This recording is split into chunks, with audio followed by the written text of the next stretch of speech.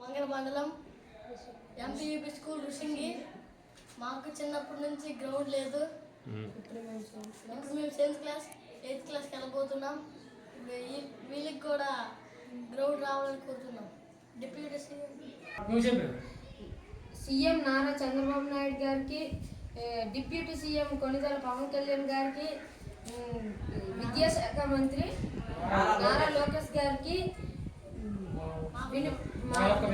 మా యొక్క వినపం తెలియజేయండి. ఏమనగా అభిప్రాయం, మేము 7th క్లాస్ నుంచి 8th క్లాస్కి వెళ్ళిపోతున్నాం. మా కింద తరగతి వాళ్ళకి ఈ స్కూల్ ఎంపీయూపీ స్కూల్ గ్రౌండ్ మాకు కావాల్సిందిగా మరీ కోరుతున్నాం.